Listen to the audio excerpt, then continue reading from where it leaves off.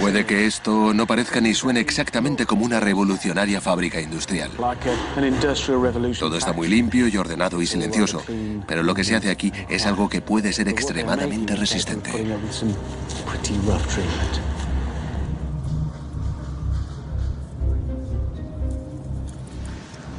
Bueno, esto es fibra de carbono, en su estado original, flexible. Es difícil de imaginar que se utiliza para hacer los motores de los aviones o de los coches de Fórmula 1, y tienen razón, pero en estas condiciones. Necesita dos elementos para estar preparada para la pista: el calor y la presión. Básicamente hay que meterla en una olla a presión muy grande.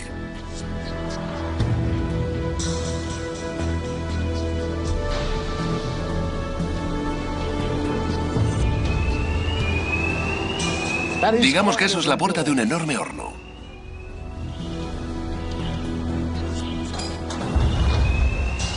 Y bueno, la vamos a poner en el nivel 6 y esperar.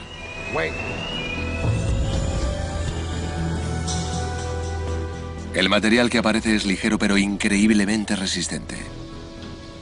Lo suficiente como para ser parte de un coche de Fórmula 1.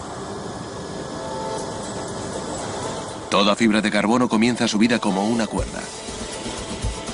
Puede convertirse en tejido o en una pieza de alta presión. Estos cigüeñales de fibra de carbono son para coches de lujo y coches de carreras Le Mans. Los fabricantes y los corredores necesitan saber con exactitud cuánto estrés puede soportar un cigüeñal de fibra de carbono. Y ese es el mundo de Chris Jones, un ingeniero de pruebas de una importante marca. Bueno, Chris, ingeniero de pruebas. Supongo que eso significa que pruebas las cosas hasta destruirlas. Sí, algo así. Pues creo que me podrás ayudar porque sé que la fibra de carbono se utiliza en Fórmula 1 porque es ligera y resistente. Pero, sí. ¿Cómo de ligera y resistente comparada a otros materiales? Ahí es donde puedes ayudarme. Bueno, lo que tenemos aquí son dos ejes propulsores. No sé si quieres coger este. Así que esto es un eje propulsor de acero. Y este enorme trozo de metal conecta el motor con las ruedas y toda la potencia se va por aquí, ¿no? Por el coche, sí. ¿Vale? Y aquí tenemos el equivalente de fibra de carbono de la misma cosa. Así que si lo coges y... No pesa casi nada. Evidentemente, si la fibra de carbono es tan resistente como el acero, pero mucho más ligera, se puede usar esto. Exacto. ¿Me puedes enseñar cuánto? ¿Me puedes enseñar cuánto? ¿Cuál es la diferencia? Creo que lo podemos hacer. Lo que te pregunto es, ¿los podemos romper? Sí, lo podemos intentar. Vale, bien. Este dispositivo utiliza la torsión para probar materiales hasta que se rompen. Los sensores pueden saber exactamente cuánta fuerza pueden aguantar antes de partirse. Entonces, cuando este aparato esté funcionando a toda velocidad, ¿cuánta torsión podrá soportar? Podemos ponerle 8000 de momento de fuerza. No es el tipo de aparato donde es recomendable engancharse la corbata. No, para nada. Para entenderlo mejor, se necesitan unos 2 momentos de fuerza de torsión para meter un corcho en una botella de vino. Este aparato puede producir 8000. Eso es mucha fuerza. Entonces, ese trozo de plástico y esas gafas nos van a proteger de la inmensa fuerza que habrá. Sí, ese es el caso. ¿Vale? ¿Te puedes echar un poco para atrás? Claro. Vale, ya está en marcha. ¿Ves? Van aumentando los números. 293. Esos son muchos momentos de par de torsión. Si te fijas en este extremo de aquí, se puede ver que esta parte de la máquina se está retorciendo. Está cediendo. Está cediendo. Va a romperse, está a punto de partirse. Se está deformando ya. Y se va a romper ya. Sé lo que estáis pensando. Eso significa que un material se afina transversalmente. Una indicación de que está a punto de romperse. ¡Mira! ¡Ahí va! ¡Mira! ¡Se ha doblado! Creo que lo vamos a parar. ¿Se ha doblado? Sí, se ha doblado, sí, he sido yo. ¿A cuánto ha llegado? A 1376 de momento de fuerza. 1300 de momento de fuerza y es un corcho. Así es. Vamos a ver. Es impresionante. Está destrozado. Bueno, ahora sabemos hasta dónde podía llegar ese. Ahora vamos a ver lo que puede soportar el equivalente de fibra de carbono. Vale, vamos a empezar.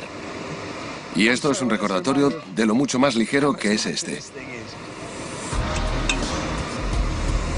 Más ligero, pero en teoría mucho más resistente. Y mucho más caro. 3.000 euros por esta única pieza. Está claro que es más estético. Sí, son muy estéticos, ¿verdad? No me puedo creer que vaya a tener la misma fuerza que el acero.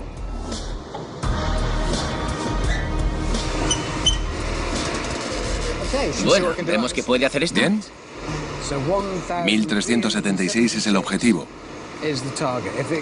A ver si alcanza lo que ha alcanzado el acero. Vamos. Eso es, en marcha. Está subiendo. 640, 7, 8... No se anda con tonterías. 9, 10, 11... Nos estamos acercando al nivel del acero.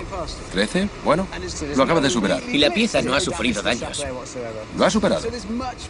Así que esta pieza mucho más ligera lo ha superado totalmente. ¿Hasta dónde crees que llegará?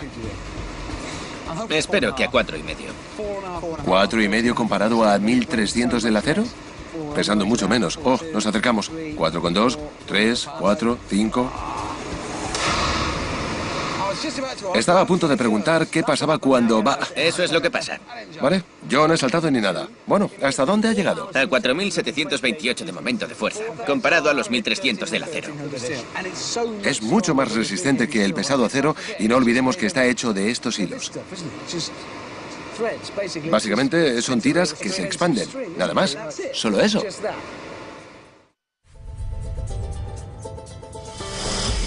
Gracias al motor a reacción, la resistente fibra de carbono es perfecta para fabricar coches ligeros y por consiguiente rápidos. Los coches de Fórmula 1 se hacen igual que los vestidos, siguiendo patrones. Todas las formas de las piezas se cortan con precisión en las láminas de carbono.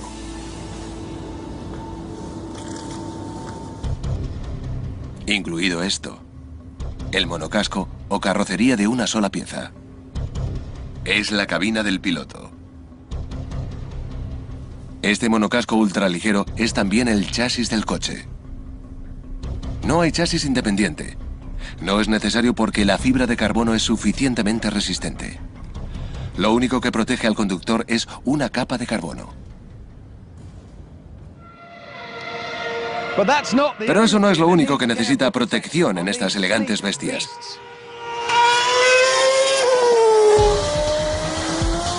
Los coches de Fórmula 1 funcionan prácticamente con el mismo combustible que los turismos normales. Pero la gasolina es la gasolina y es altamente inflamable. Tiene que serlo. En las carreteras, los coches de Fórmula 1 llevan toda la gasolina desde el principio. 200 litros de combustible a 320 kilómetros por hora es algo bastante parecido a un misil. El depósito tiene que ser resistente o el piloto puede acabar chamuscado. La fuerza generalmente afecta al peso, pero en el anoréxico mundo de la Fórmula 1 no es ninguna opción y gracias a un chaleco salvavidas los coches son seguros, ligeros y rápidos. Para ello, los diseñadores de Fórmula 1 tuvieron que dar un volantazo. En lugar de fabricar rígidos depósitos de gasolina que soportaran impactos, utilizaron algo que funciona básicamente como la suspensión de un coche. Más o menos. Aquí tengo una botella de agua y una pelota de goma. Las dos cosas tienen agua dentro. Voy a dejar caer las dos por aquí, a la misma altura, 15 metros, y veremos el principio en acción. Tiraré la botella primero. La dejo caer así. Vamos. Ay, Dios. No ha funcionado. Eso sería catastrófico en un depósito de combustible. Y ahora vamos con la pelota. Vamos. Eso está mejor. Aunque en la caída de 15 metros no haya habido velocidades de Fórmula 1, nos ha servido para recrear el tipo de fuerza que un depósito de gasolina puede experimentar durante un impacto.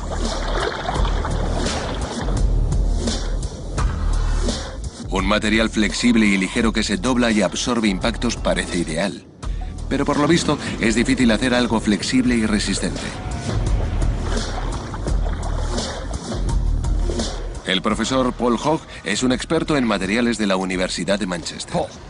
Paul, lo que he demostrado es que hay una solución. ¿Por qué no se hacen los depósitos de gasolina de Fórmula 1 de goma? Bien, de acuerdo, está bien. Esto puede soportar ese tipo de caída, ¿Sí? pero si hay algo cortante, lo perforará. Este material es bastante débil.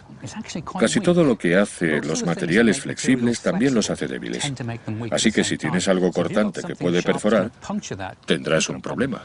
Entonces, ¿qué pasaría si impactara, digamos, con una flecha? Una flecha... Bien, me alegra que hayas dicho eso porque aquí el arquero Steve Ralphs va a disparar una flecha ardiendo a esto, que va a ser, para esta demostración, nuestro depósito de combustible. Es otra pelota de goma llena de combustible. La voy a poner en la diana. ¿Así, Steve? Y como nuestra pelota de goma tiene varios litros de gasolina dentro y estamos a punto de lanzarle una flecha en llamas, nos ha parecido que debíamos llamar a los bomberos por si acaso. Tienen muchos fuegos relacionados con flechas en llamas en Lancashire, por lo visto. Steve, ¿crees que puedes disparar una llama ardiendo desde aquí? Lo podemos intentar. Si ven Fórmula 1, sabrán que esto es lo que ocurre en una carrera.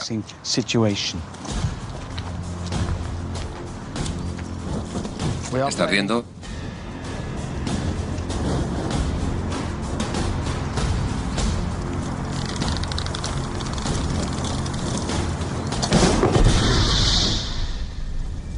Sí. Y por eso prohibieron las ballestas en las pistas. Aunque las flechas en llamas no son normalmente un problema durante una carrera, el depósito de 230 litros de un coche de Fórmula 1 está entre un motor muy caliente y un vulnerable piloto. Cualquier derrame podría provocar una bola de fuego.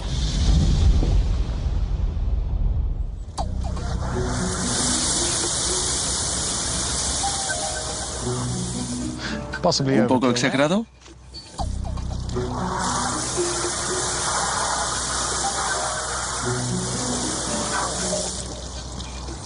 No ha funcionado para nada, ¿verdad? Pues no. Evidentemente la goma no es flexible. Es flexible, pero no es lo suficientemente resistente con ese tipo de carga. Lo cual podría pasar en un accidente. Bueno, ¿Podría pasar? no con una flecha, pero evidentemente con una pieza de metal que se metiera. Así que, ¿cómo vamos a hacer algo que sea lo suficientemente flexible y lo suficientemente resistente? Bueno, tenemos un pequeño problema. Quiero decir, sabemos que las cosas que dan flexibilidad a los materiales también les dan debilidad. Y al contrario, si quieres hacer algo resistente también será rígido. Pero hay un truco que podemos usar con los materiales y lo usamos mucho. Hacer las cosas más finas. Si convertimos un material muy resistente en fibra muy fina, se hace muy flexible. Esto es Kevlar. Un material muy resistente, un material muy rígido, pero en forma de fibra es también muy flexible, como se puede ver. El Kevlar es tan resistente que se ha convertido en sinónimo de chalecos antibalas y blindajes. Fue inventado en 1965 por la química Stephanie Kwolek y al principio se utilizó para dar resistencia a los neumáticos.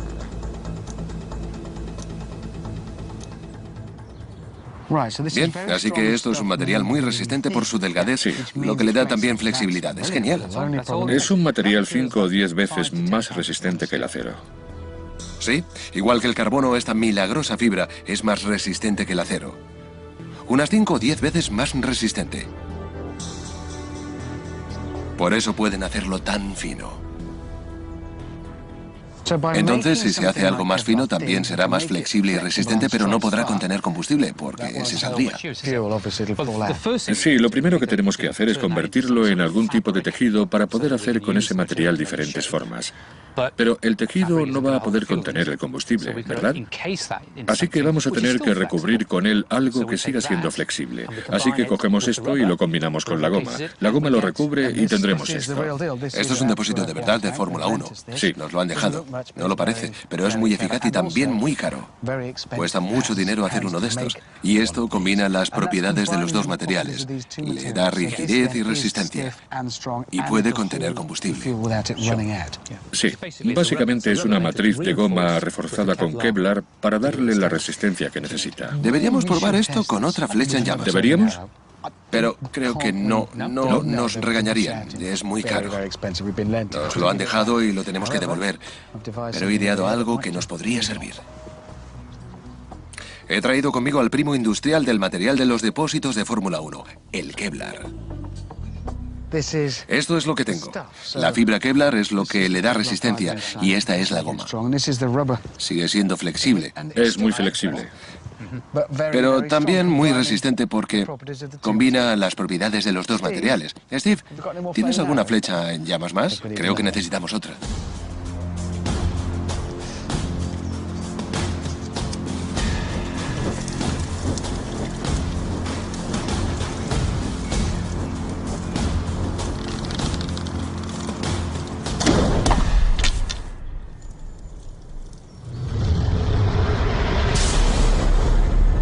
Aunque deforma la goma, la flecha no puede perforar el Kevlar. La bolsa no se rompe, el combustible no se derrama y el piloto está seguro. Funciona, vale. Ha sido un poco extraño, pero los principios son exactamente los mismos que los de esos dos materiales juntos. Pueden ser flexibles y resistentes. Y lo que es más importante, mi combustible está seguro en esa bola de goma porque es muy caro. Gracias al blindaje, los pilotos de Fórmula 1 saben que el combustible de detrás de sus cabezas permanecerá en su sitio.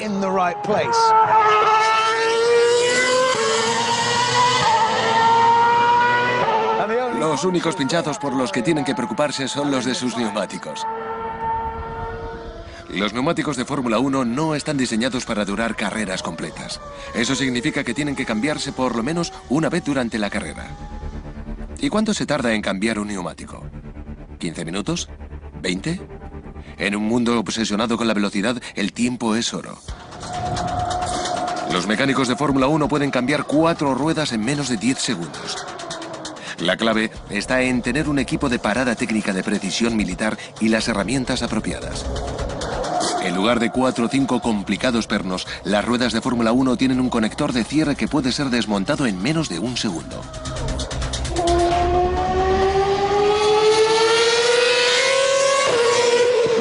Mirando y escuchando un coche de Fórmula 1 se podría pensar que solo unos científicos de misiles y unos ingenieros de diseño podrían hacerlos. Pero no debemos olvidar el papel fundamental que jugaron los herreros de la prehistoria. Porque la técnica utilizada para hacer esta espada también ayuda a un coche de Fórmula 1 en la pista. Las cosas que van rápido tienden a calentarse. Y los coches de Fórmula 1 no son diferentes. Una de las cosas más importantes de los coches de Fórmula 1 son las ruedas. Pueden girar 150.000 veces en una carrera y recubren unos frenos que pueden funcionar a temperaturas de 1000 grados centígrados. Los turismos tienen ruedas de acero, pero estas no son buenas para la Fórmula 1. Demasiado pesadas y demasiado quebradizas. Entonces, ¿cuál es la alternativa? El material que utilizan es este. Magnesio, que tiene propiedades muy útiles. Pero también se utiliza para lo que tengo en mis manos. Bueno, es un sistema de encendido y es peligroso.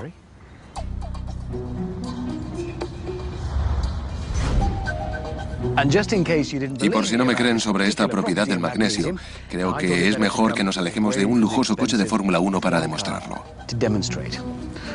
Primero frotamos el magnesio.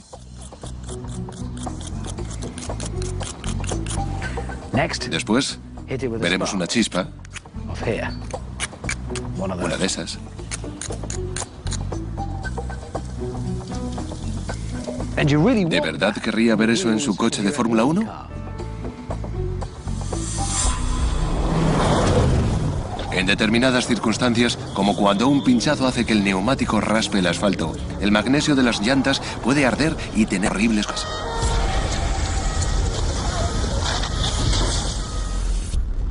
Entonces, ¿por qué se utiliza el magnesio para hacer neumáticos de carreras? De nuevo, porque el magnesio es resistente y ligero. En coches de Fórmula 1, la resistencia y la ligereza superan al riesgo de incendio. Siempre merece la pena. El magnesio depende de la presión de la aceleración rápida, la velocidad de giro y el frenado. Pero para darle todavía más resistencia, los ingenieros de Fórmula 1 tomaron prestada una técnica muy antigua para manipular metal. Para dar forma al metal, solo hay que fundirlo, derretirlo y verterlo en un molde como los herreros Mike Rosser y Craig Jones me enseñan. Eso todavía estará muy caliente. No puedo. No soy lo suficientemente hombre. Oh, eso es una prueba. No puedo. Au. Vale. Está claro que no soy herrero. Mirad eso. ¿Es lo que acabamos de hacer? Un mazo. Así es. Acabamos de hacer ese mazo. Y no solo se pueden hacer cosas como martillos. También se pueden hacer cosas como esta espada de aquí. Mirad, es de hierro fundido. Algo muy delicado e inteligente que se hace mediante la fundición. ¡Ay, Dios! Se me ha caído la espada. Y creo que lo que acabo de demostrar es que es algo quebradiza. Hay cosas que se hacen mejor con otros procesos distintos a la fundición. Por suerte, aquí también pueden hacerlo. Sí, por suerte para los espadachines torpes y para las ruedas de Fórmula 1, hay otro proceso que da mucha más resistencia. La antigua técnica del forjado. ¿Golpear? Básicamente. Golpear básicamente en los extremos. Forjar es dar forma al metal utilizando fuerzas compresivas localizadas. O golpeando el metal repetidamente con un gran martillo. Entonces, ¿esto es forjar? Sí. La forja suele alinear las vetas internas, que es lo que lo hace naturalmente resistente. Hay que volverlo a poner en el fuego para que se caliente más. Por el contrario, en la fundición, las vetas se distribuyen aleatoriamente creando puntos de debilidad potencial. Mira, ahora que no nos ve nadie, ¿me puedes enderezar esto? Enderézalo un poco. Lo cortaremos.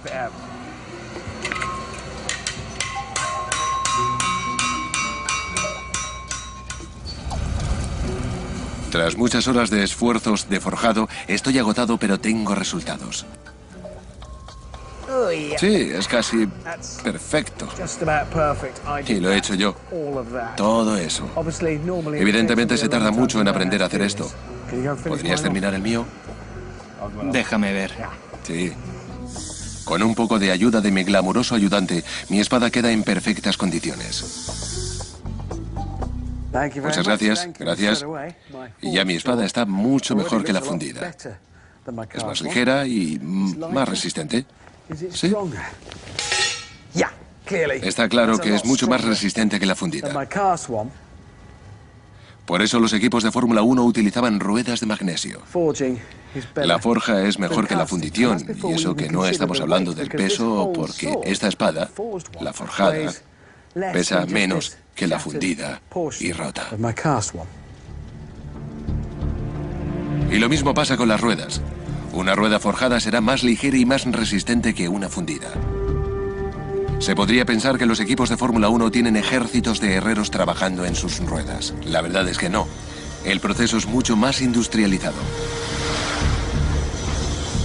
Una aleación semifundida da forma utilizando una fuerza de 9.000 toneladas. Las vetas son alineadas y aparecen unas ruedas increíblemente resistentes. Solo hay que rezar para que no se pinchen. Todos los elementos de un coche de Fórmula 1 están pensados para que vayan de la línea de la cuadrícula a la meta tan rápido como sea posible. Y eso es algo fascinante para millones de personas de todo el mundo. Pero parte de la competición de la Fórmula 1 no ocurre en la pista porque los ingenieros compiten constantemente con increíble ferocidad para ganar unas cuantas milésimas de segundo a sus competidores. Y eso significa trabajar con la ciencia y la ingeniería más avanzada. Descubrir tecnologías que van mucho más allá del circuito de carreras. Prácticamente marcianas. Normalmente, la tecnología se prueba antes de la exploración espacial. Pues bien, con los coches de Fórmula 1 pasó lo contrario. Sí, estos vanguardistas plásticos de la sonda espacial Beagle 2 surgieron gracias a la Fórmula 1.